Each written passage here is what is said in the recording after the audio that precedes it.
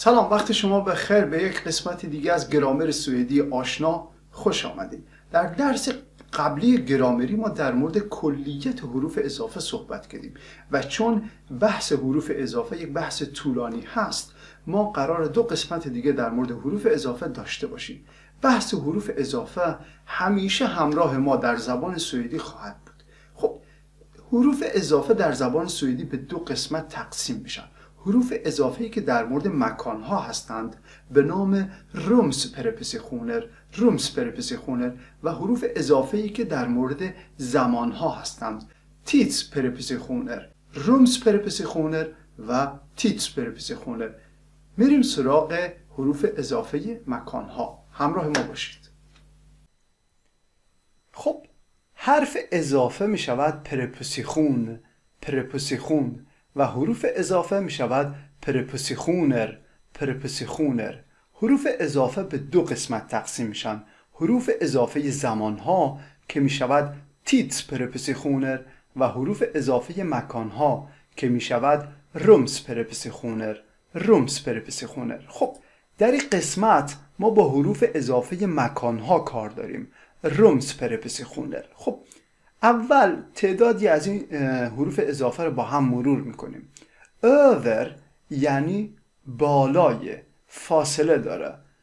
میتیموت یعنی در مقابل، روبروی. باکم یعنی پشت.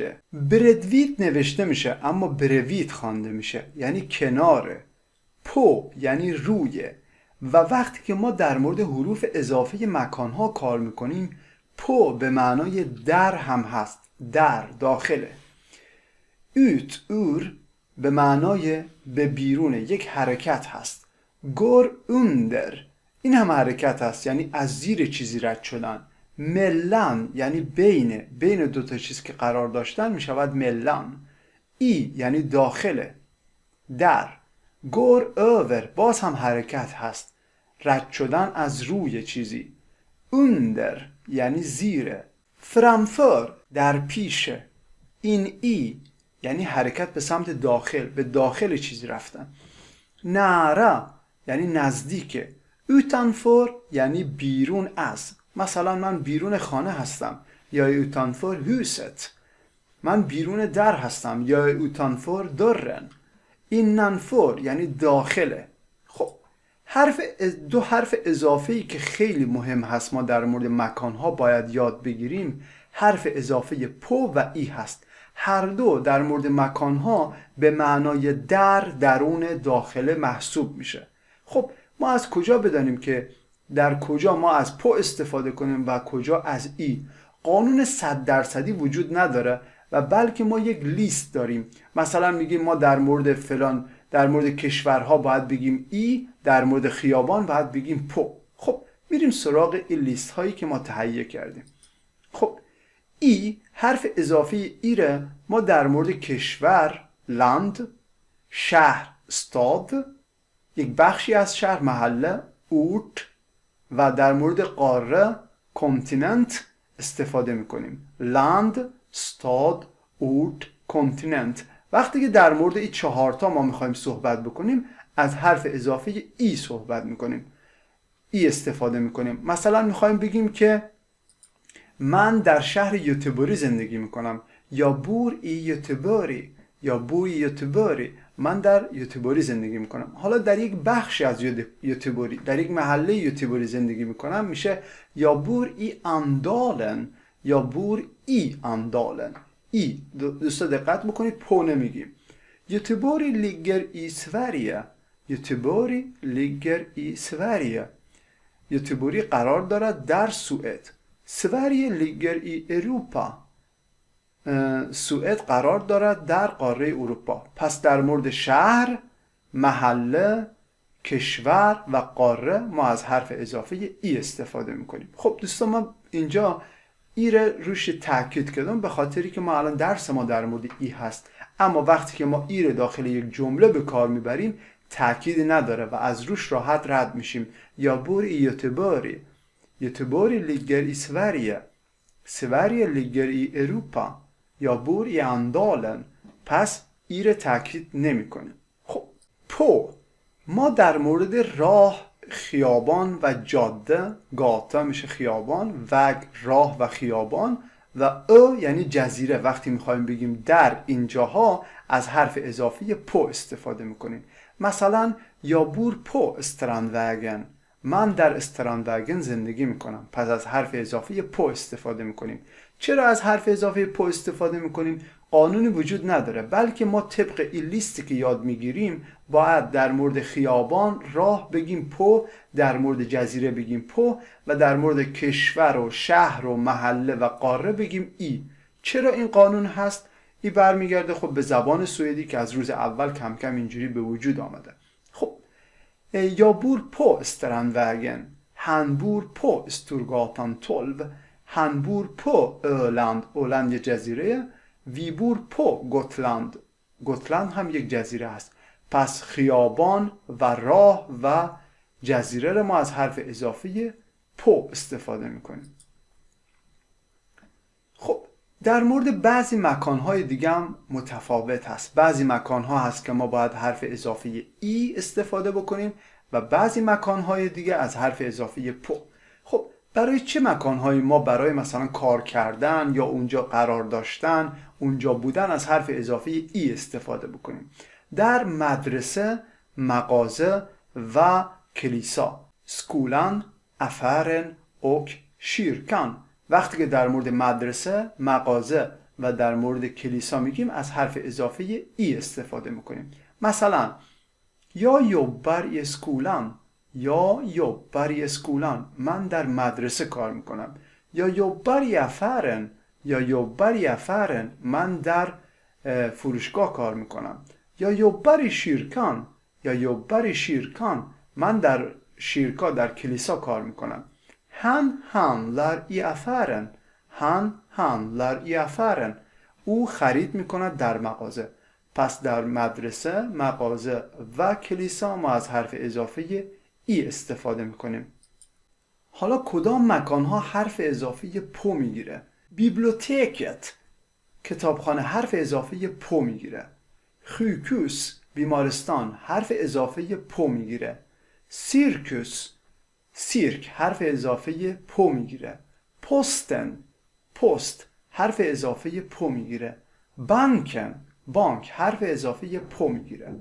خب namn på företag، اسم شرکت ها رو وقتی ما میاریم اونجا از حرف اضافه پو استفاده میکنیم، یا حتی اسم مغازه رو که میاریم از حرف اضافه پو استفاده میکنیم. خود مغازه حرف اضافه ای میگیره، اما اسم مغازه رو که میاریم حرف اضافه پو میدیم. مثلا یا jobbar på ICA، من در ایکا کار میکنم. ایکا یک مغازه است، اما چون ما اسم مغازه را آوردیم از حرف اضافه پو استفاده میکنیم. یا اسم شرکت ولوو، یا arbetar på ولوو. خب در مورد رفتن به جایی ما از حرف اضافه تیل استفاده میکنیم. مثلا jag går till biblioteket، vi åker till skolan، من میروم به کتابخانه، vi åker till skolan، ما میرویم به مدرسه. jag går till affären، من میروم به فروشگاه. de går till loppis، آنها میروند به دست دوم فروشی. خب در مورد رفتن به جایی اگر فعالیت اوقات فراغتی باشه ما از حرف اضافه پو استفاده میکنیم. مثلا دیسکو، بیو، تئاتر، اوپرا. اینا فعالیت اوقات فراغتی هست، فعالیت تفریحی هست، ما از حرف اضافه پو استفاده میکنیم. مثلا jag går på disco ikväll، jag går på disco ikväll، من امشب به دیسکو میروم. یک نکته دیگه که ما باید بدانیم در مورد مدرسه رفتن هست که ما 2 حرف اضافه استفاده میکنیم برای رفتن به مدرسه. خب حالتی رو در نظر بگیرید که از شما میپرسه کارتان چیه؟ میخواین بگید که کار من اینه که من میرم مدرسه، و اینجا از حرف اضافه ای استفاده میکنیم به عنوان یک فعالیت. و یادو یا گوری اسکولان، یعنی کار من این هست که من مدرسه میرم. اما الان اگر ما در راه رفتن به مدرسه باشیم، یعنی الان ما در راه رفتن به مدرسه ایم، میگیم یا گور تیل اسکولان، یا گور تیل اسکولان. پس تفاوتشان این هست. خب درس مرور میکنیم. در مورد موارد کاربرد حرف اضافی مکان ما گفتیم که از ای و پو استفاده میکنیم. هر دو به معنای در، درون یا داخله میتواند استفاده بشه. اما ما یک لیست داریم که طبق اونا بعضی جاها باید بگیم پو و بعضی جاها باید بگیم ای. خب ای اتوس داخل یک خانه، پس از حرف اضافه ای استفاده میکنیم. ای ان افر داخل یک فروشگاه ای میشه. ای ان وونینگ داخل یک طبقه. ای ان شیرکا داخل یک کلیسا. گو ای اسکولان رفتن به مدرسه. وقتی که به عنوان فعالیت هست میگیم گو ای اسکولان. گو ای شیرکان یعنی به عنوان فعالیت ما از ای استفاده میکنیم. خب گفتیم که برای فعالیت‌های اوقات فراغتی ما از پو استفاده میکنیم. مثلا پو اوپران در اپرا، پو بیو در سینما، پو تئاتر در تئاتر، پو پستن در پست هم ما از حرف اضافه پو استفاده میکنیم. پو بانکن از حرف اضافه پو. پو خیکوست، پو ان فابریک در یک کارخانه ما از حرف اضافه پو استفاده میکنیم. پو ات کنتور در یک دفتر کاری هم ما از حرف اضافه پو استفاده میکنیم. خب یک قسمت های از خانه را ما از حرف اضافه ای استفاده میکنیم. ای وارداکسرومت در اتاق پذیرایی یا اتاقی که نشیمن ما میشینیم. ای وارداکسرومت. ای هالن داخل سالن. ای شرکت در آشپزخانه ما از حرف اضافه ای استفاده میکنیم. اما در توالت ما از حرف اضافه پو استفاده میکنیم. پو توالتن، پو توالتن. خب حالا در مورد مسائل جغرافیایی، در مورد کشورها ما از حرف اضافه ای استفاده میکنیم. ای سوریه. در مورد شهرها هم از حرف اضافه ای استفاده میکنیم. ای استکهلم. در مورد روستاها هم از حرف اضافه ای استفاده میکنیم. ای اوکارپ. در مورد استانها، بخشها ما از حرف اضافه ای استفاده میکنیم. ای اسکونه. خب در مورد خیابان و راه ما از حرف اضافه پو استفاده میکنیم. پو کونگسگاتن. در مورد میدان ما از حرف اضافه پو استفاده میکنیم. پوتوریت. در مورد جزیره از حرف اضافه پو استفاده میکنیم. پو سیسیلیان. و در مورد کوه هم ما از حرف اضافه پو استفاده میکنیم. پو بریت یا اینجا مثلا پو اورست. از حرف اضافه ای ما در مورد شهر استفاده میکنیم. ایستان. در پارک هم ما از حرف اضافه ای استفاده میکنیم. ای پارکن. در جنگل از حرف اضافه ای استفاده میکنیم. ای اسکوگن. اگر ما یه قسمتی درد داریم از بدن ما از ای استفاده میکنیم. ای ماگن. ای بینت. ای ریگن. از حرف اضافه ای استفاده میکنیم. خب حالا ما یک لند داریم به معنای کشور، یک لند داریم به معنای ییلاق یا خارج شهر. ای خارج شهر ما از حرف اضافه پو استفاده میکنیم. پولندت. در دشت پوسلتن. در ساحل ما از حرف اضافه پو استفاده میکنیم. پوکوستن. پوکوستن. در قبرستان یا زمینی که مال کلیسا هست ما از حرف اضافه پو استفاده میکنیم. پو شیرکوگوردن. و جاهایی که مکانهای مختلف که خود کلمه مکان هم آخرشان هست ما از حرف اضافه پو استفاده میکنیم. مثلا پو لک پلاتسن. هر چیزی که آخرش پلاتس داره ما از حرف اضافه پو استفاده میکنیم. یک سری کلماتی وجود داره که ما هم میتونیم از حالت ای استفاده کنیم و هم از پو استفاده بکنیم بسته به معنایی که میخوایم برسانیم. ای سنگن یعنی داخل تخت وقتی پتو رو روی خودمان انداختیم. اما پو سنگن یعنی روی تخت. مثلا ما زیر پتو نرفتیم بلکه رفتیم یکم روی تختمان بشینیم. اینجا میشه پو سنگن.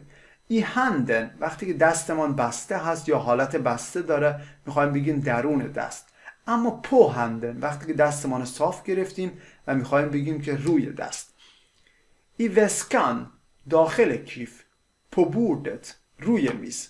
خب دوستان این از درس ما بود. امیدوارم که این درس برایتان مفید بوده باشه. یادتان نره که حتما این لیست ها رو برای خودتان بنویسید. لیست کامل این درس ما به عنوان عکس در کانال تلگرام هم قرار میدم. تا برنامه بعد، خدا نگهدار.